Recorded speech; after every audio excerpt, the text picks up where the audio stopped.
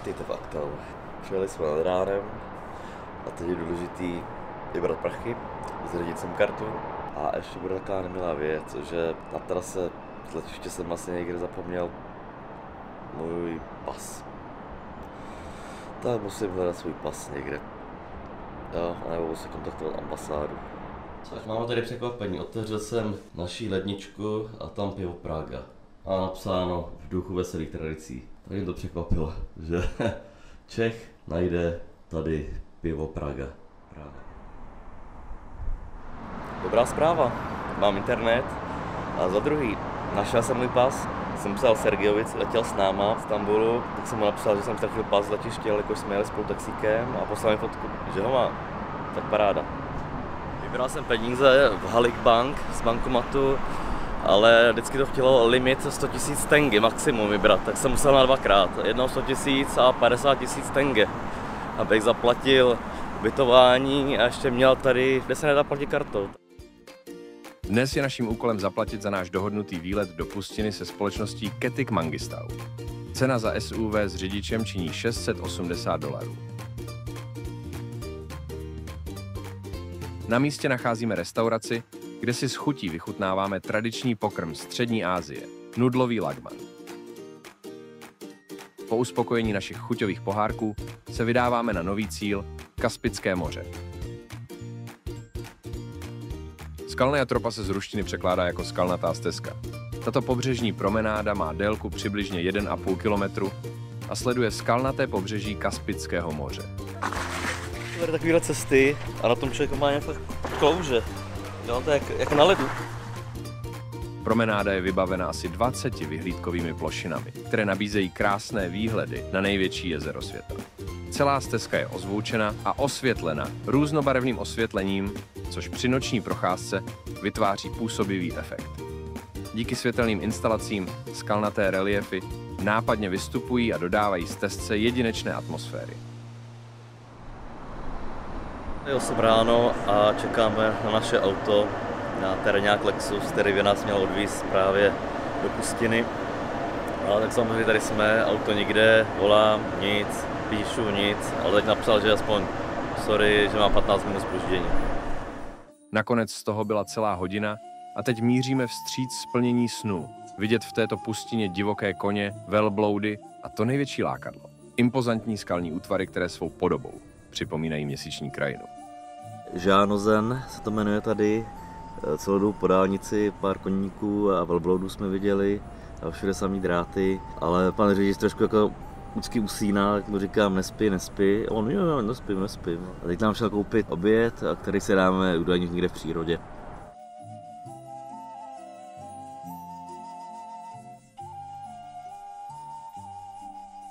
Písečné duny Tujesu u vesnice Senek se táhnou na několik kilometrů a tvoří působivý kontrast k okolní stepní krajině. Tyto duny jsou proslulé svou proměnlivostí, protože jejich tvar i poloha se neustále mění pod vlivem silných větrů. Slast Beduín. Dobrý, co? Tohle se mi líbí. Jo.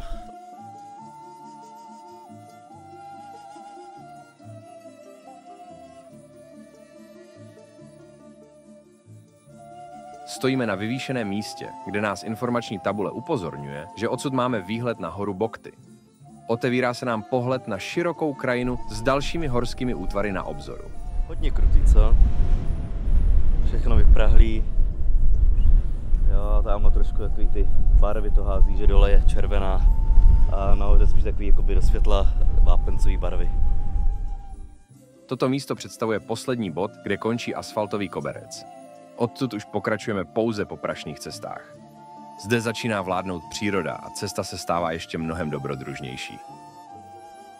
Horský útvar Kyzylkup, známý spíše pod turistickým názvem Tiramisu, si své jméno vysloužil díky vrstvené struktuře připomínající slavný italský desert.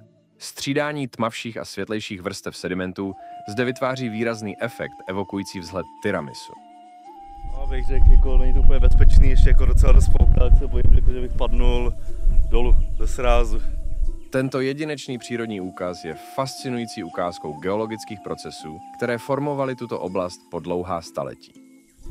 Jako laňka. Scházíme kolem skalního útvaru připomínajícího hlavu sfingy a míříme zpět k autu, kde si konečně dopřejeme oběd v podobě překvapivě dobrého plovu, což je směs rýže, masa a zeleniny.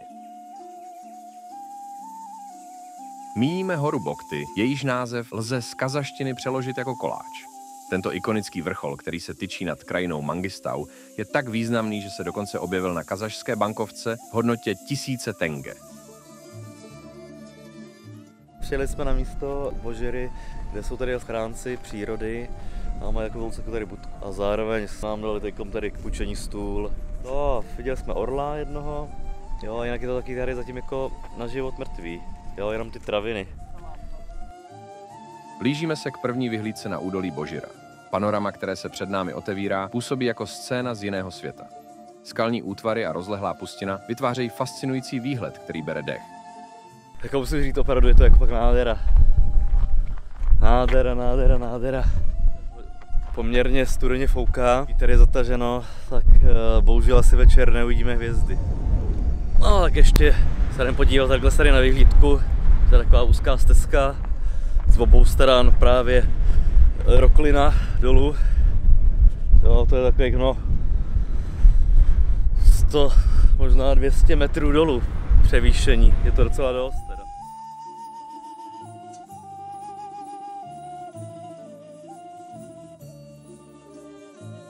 Přijeli jsme na další místo, který se jmenuje Zubec Aurora. Jo, že je to takový zuby, nebo tomu říkají taky otočená loď. Wow, nádherný to zase je.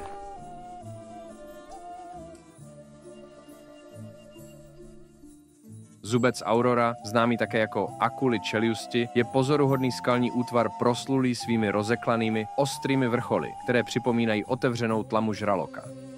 Jeho dramatický a syrový vzhled působí dojmem divoké přírodní sochy, což z něj činí jednu z nejfotografovanějších přírodních památek v regionu Mangistau. Tento fascinující geologický fenomén je výsledkem tisícileté eroze způsobené větrem a vodou, které formovaly tento úžasný reliéf. Návštěvníci tohoto místa často obdivují nejen jeho impozantní vzhled, ale i jedinečnou krásu okolí. Toto vše je Božira, oblast, která před stovkami milionů let tvořila dno dávného oceánu Tethys. Ale tak jsme tady, v našem spaní, tady budeme spinkat a tamhle je někde západ slunce. A bylo dobrý, že tady to je v závětrné straně, že tady ani nefouká. A tam kus dál nazpátek bylo mnoho aut, turistama, ty byly taky jako plošince, takže tam jim možná bude foukat.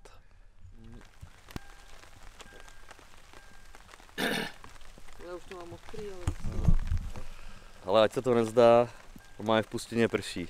Říkal, že vždycky na jaře má jenom pršet, a bohužel za nás prší. A po 100 letech. Musíme si dát anestetikum. Kazachstán, koněk. 40, ale je to, aha, to je na 0,375 litrů, to ani není půl litr. To jste si moc nedali. Sama vidí, že ti nemůžeme dát, že nám... Chápu. Po aperitivu večeříme z konzervy poměrně chutný bežbarmak z koniny, povídáme si v dobré atmosféře a nakonec po dlouhém dni se připravujeme na spánek. A už je to tvrdý nějaký. No, zvykej si. No, na co ty? Na co, no, na co? Na všecko.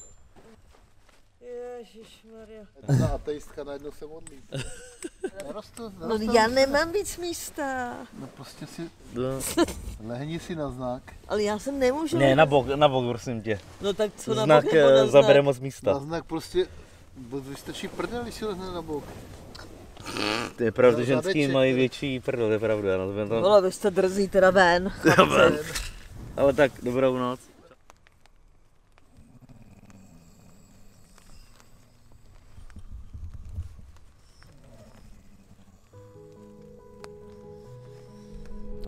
Dobré ráno z měsíční krajiny v dolině Božira. Hele, tak jsme se prospali ve stanu a musím říct, že to bylo docela fajn, jako relativně jsme se vyspali. Já jsem se trošku bál, že bude jako zima, i mě varovali, ale kdyby tady nebyl vítr, tak je docela fajn.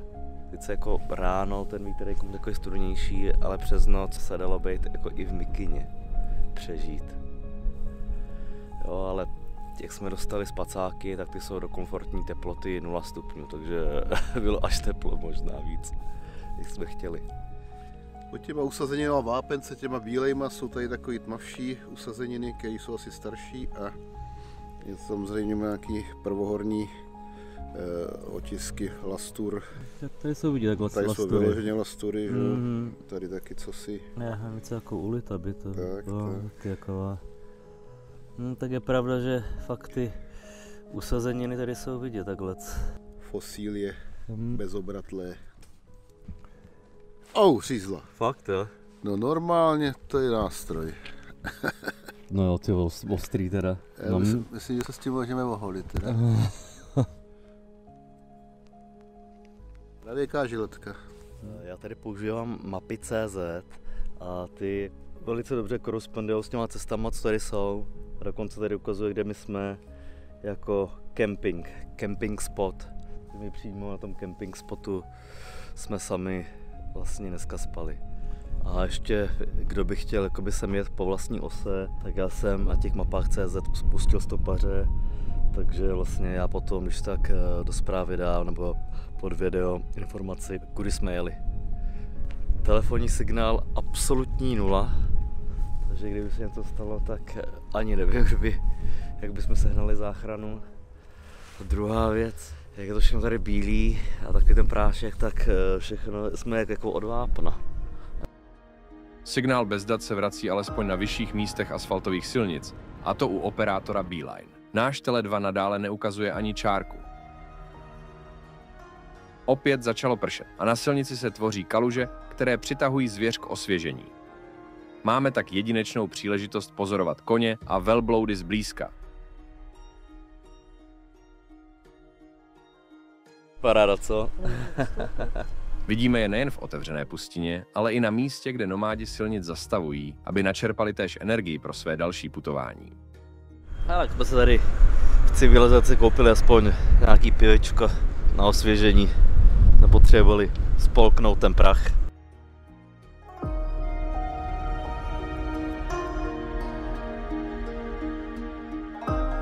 Tak měli bychom se nacházet v místě, který se jmenuje Ažurný kaňon. A tady vlastně musíme ze zhora dolů od cesty se kouknout tamhle vpravo. Ažurný znamená v překladu z ruštiny prolamovaný a je také známý pod názvem Ibiktisaj. Úzký kaňon se vine jako had a každé otočení jeho stěn má bizarní tvar a některé stěny a římsy jsou pokryty vzorem otvorů, které připomínají plástev či provzdušněnou čokoládu. Stěny soutěsky se postupně uzavírají k sobě a na některá místa se sluneční světlo dostane až v poledne. Zajímavý, co? Jak to nahoru je kaňonek. Délka kaňonu sotva přesahuje 200 metrů. Vědci připisují vznik této přírodní památky před miliony let v čase vyhynutí dinosaurů. Ibiktisaj je ze shora pro neznalého turistu neviditelný. Proto, abyste se sem dostali, musíte znát dobře cestu. Je totiž těžké vidět uprostřed stepy asi půl metru širokou úzkou rýhu v zemi, která se rozšiřuje a trhá zemský povrch.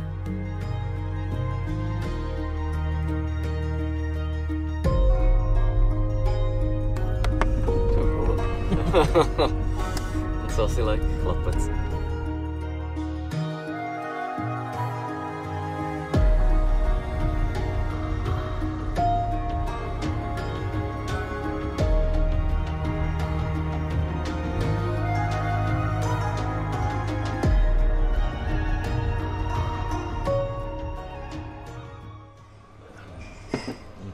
Divný. No, je to pitelné. Na Kazachy dost dobré. Kalíšek. Kalíšek na vodu. To je unikát. Tak to je. To věří. Ale já ti dám od sebe pak to. Asi. Máš vidličku jenom jedno? No mám jenom jedno. Ale tohle je lepší.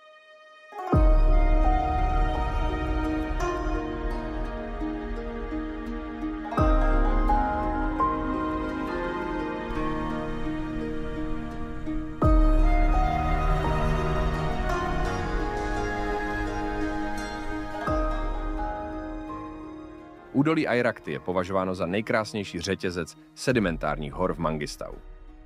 Z dálky tyto hory připomínají věže a hradby pevnosti.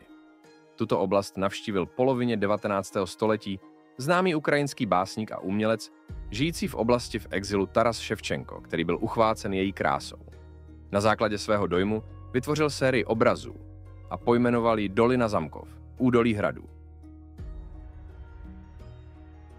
Pohoří složené převážně z vápence bylo součástí starověkého mořského dna oceánu Tethys před zhruba 40 miliony let. Tektonické síly nakonec pozvedly tuto oblast nad hladinu, moře ustoupilo a přírodní síly postupně začaly formovat vrstvy hornin do její dnešní podoby. Deště a vytrvalé větry po miliony let dramaticky měnily reliéfy hor, čímž vytvořili neuvěřitelné útvary na jejich strmých stěnách. Eroze však stále pokračuje, za tisíce let se tvary hor opět promění a za miliony let možná zmizí úplně přetvořeny silami přírody.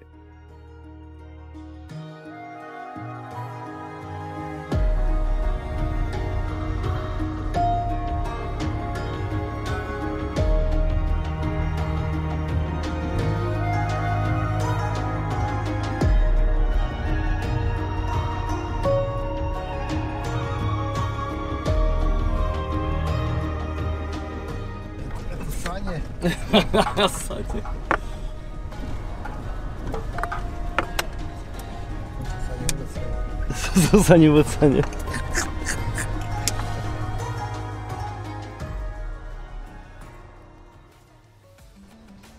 Tato impozantní vápencová hora vyzařuje tajemství i zvláštní přitažlivost a kolem ní kolují četné legendy. Při pohledu z různých úhlů se může zdát jako obří jurta nebo spící lev. Právě tento poslední obraz inspiroval její název Šerkala, což v překladu z perštiny znamená lví pevnost nebo lví hora. Místní legendy vyprávějí o časech, kdy na vrcholu hory Šerkala stávalo pevnostní město, které se ocitlo v obležení cizími útočníky. Navzdory opakovaným pokusům se útočníkům nikdy nepodařilo dosáhnout samotného vrcholu. Narazili však na šachtu studny, která poskytovala vodu obráncům uvnitř. Útočníci přetnuli lano studny a vyhladověli obránce až ke kapitulaci. V obdivu ke statečnému odporu prý obléhající město nazvali pevností lvů, což se stalo dalším možným původem jména Šerkala.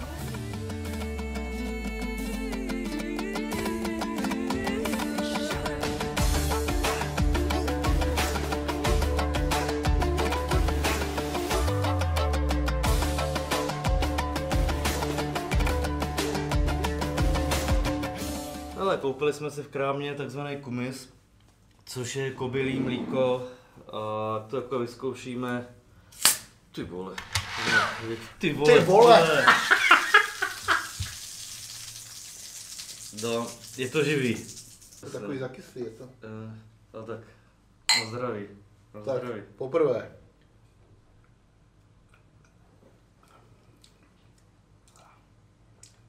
Taký zakyslý. To je hodně skvašený, má to být. Má to být, no. Myslel jsem, že to bude sladký, tak to je dobrý. Zakyslý ještě jako... Něco tam jako práškový nějaký dovětek mi tam jako napatře. To má bublinky, že to je no, zakvašený. Tak celou asi nedáme, ale pitelný to je. Radši dáme pivo zase. Trošku alkoholu, jako, jako moštu. Prostě trošičku překvašený. Jo, mělo by to být trošku alkoholický, no. Památník věnovaný nejslavnějšímu hudebníkovi v historii Kazachstánu, Kurmangazimu Sagirbajevovi, vzdává hold tomuto významnému skladateli, virtuózovi a mistru hry na dombru, což je tradiční kazašský dvoustrunný nástroj. Jeho skladby jako Adaj či Sariarka jsou stále živé a inspirují hudebníky po celé střední Asii.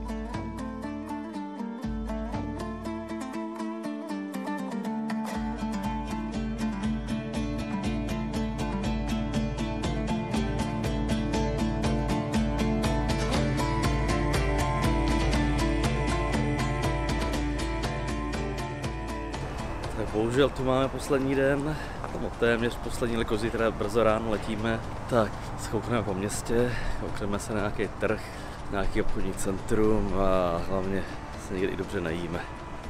A nyní vám ukážeme jídelnu otevřenou 24 hodin denně, která je přímo v našem ubytování. Oběd do snídaně Jo, za těch 1590 tenge to je 76 korun. Jo, to je super cena. Objednal jsem si ještě makronku, sice za 1100, no za nějakých 50 korun, ale super jako. Po druhou jsme to měli za 3250, takže je to docela jídla. Chceme navštívit ještě nějaké otevřené tržiště. Ostry. U nás to, že... Prvním z nich je trh Volna. Maličký, s omezenou nabídkou, kde pouze nakupujeme pár mandarinek. A proto se brzy přesouváme na větší trh s názvem Sari Bazar. Je opravdu veliký a my zejména nakupujeme ořechy, kde cena za gramáž se rovná objemu půllitrové sklenice. Dále koření, které jsme našli po zeptání, díky ruskému slovu specia, koření. Šašlik? To jsme mohli lence. Šašlik, šampury. Já jsem tak šťastná. Jako tolik koření za 16 tenge, dobrá cena. Důležité je také nakoupit bonbony, které se zde prodávají též na váhu. A samozřejmě kazašskou čokoládu. Nesmí chybět ani kurt, malý, trvanlivý sýr z fermentovaného a sušeného mléka. V další hale narazíme na široký výběr prodeje masa, od skopového i s hlavami a od pohledu čerstvého koňského masa včetně žeber, až po mnoho druhů ryb a překvapivě i v muslimské zemi vepřové maso. S plným batohem z nákupu se vydáváme zpět kolem mešity Beket Ata, odhodlaní ochutnat další zajímavý místní nápoj. Šubat naturální, velbloudí mlíko, potlakr, ty vole. Šampičko. Jo, jde to nahoru, úplně to tady vidím. Gazírované malako. Ty vole. To je jak pivo, to ty vole. Úplně jako smetana, úplně jako Co smetana. teda, no? No to je normálně šlehaný. To teda no. Aha, já se tě... Takový silnější, ale lepší je takový... Jako... Je trošku jinak ten kumis, ale kyselý to je rozhodně. Jo, kyselý to je, ale takový příjemnější teda. Je to zvláštní, ale nechá se to velbloud. Málo to teče. To teda, no. A tlakovaný jako bomba. To je to, velbloud. Další zastávka nás zavede ke Kaspickému moři, kde se opět necháváme okouzlit jeho velikostí. Však neprocházíme dále po promenádě, ale vydáváme se podél pobřeží opačným směrem. Ale jak se procházíme tady po pláži a tady sice byla značka, že zákaz koupání, ale asi tady bych ani možná nechtěl, protože tady smrdějí jako fekálie. Tak nevím, jestli tady přímo jako vypouštějí do moře. Pravda, ani se nikdo na to nekoupe, ale bylo by to asi docela fajn jinak. Jo, a rákos tady roste, takový zvláštní u moře, rákos. Pobřeží opouštíme a nalézáme zábavní park určený spíše dětem. Tady velryba a na to už takový starý atrakce, které už nejspíš jako nefungujou. Bohužel, no, ale zajímavý. Nahoře ještě i kolotoč nějaký na planetě.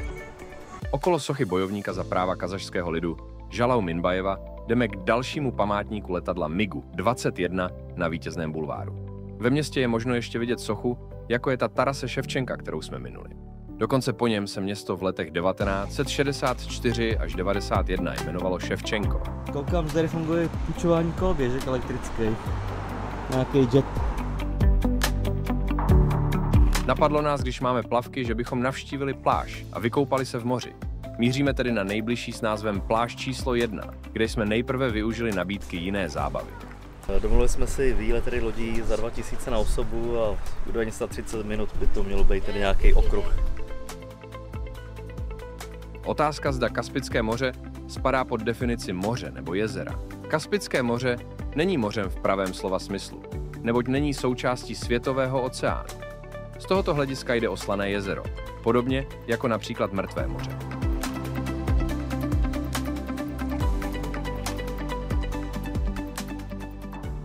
Hele, tak jsme si smočili nohy aspoň v Kaspickém moři.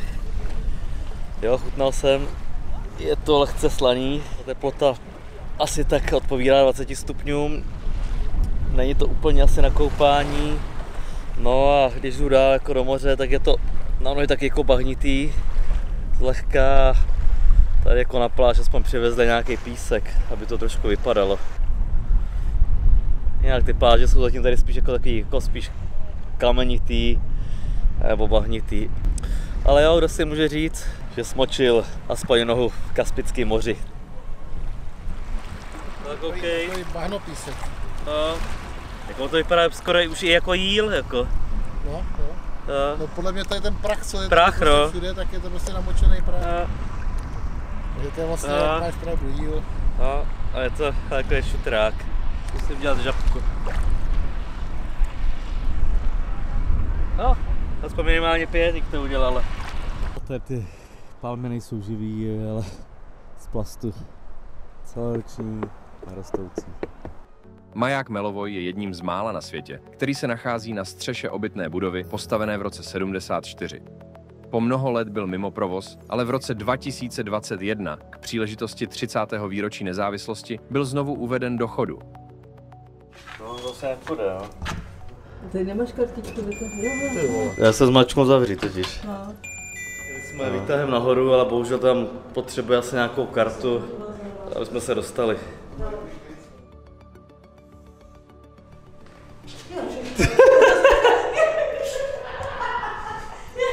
A jo, ber to nahoru.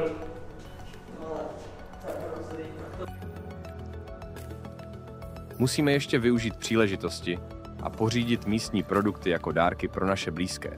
Vydáváme se do obchodního centra, které má nezvykle uprostřed menší hokejové kluziště. S úžasem sledujeme šikovné krasobruslařky, které předvádějí své dovednosti přímo mezi nakupujícími. Naše objevování se již krátí se západem slunce nad Kaspikem. V Aktau jsme se hojně přesouvali taxíkem přes aplikaci Yandex, která se dá stáhnout do Androidu mimo obchod Play, a to z důvodu, že se jedná o ruskou aplikaci. Platba kartou od RB funkční. Dále jsme dali na doporučení i používat mapy 2GIS, která má o mnoho více informací oproti mapám od Google. V oblasti Mangistau je ještě mnoho k vidění, ale více už jsme nestihli objevit jako údolí koulí Toriš, případně i s názvem Dolina Šarov, solné pláně a další skalnaté útvary a kaňony, jelikož jsme neplánovaně uvízli o den déle na přestupu v Turecku. Nejsme v Kazachstánu a bohužel jsme uvízli v Istanbulu v Turecku. Včera nám bohužel zrušili náš let přípojný, takže jsme museli tady najít ubytování a za nemalej peníz si koupit od jiné společnosti jednosměrní letenky do Aktau a ještě z jiného letiště, který je 190 km vzdálený. Ale naštěstí až zase pozdě večer. Tak uvidíme, jak nám to dopadne. Všechno zlé je k něčemu dobré. Se stejným problémem jsme se seznámili s kazašským párem Olgou a Seržem, kterým moc děkujeme za příjemnou společnost plnou zábavy jak v Istanbulu, tak i u nich doma v Aktau, se kterými jsme začali i nakonec zakončili náš výlet v příjemné restauraci Vagonček. Olga i Serž, spasiba.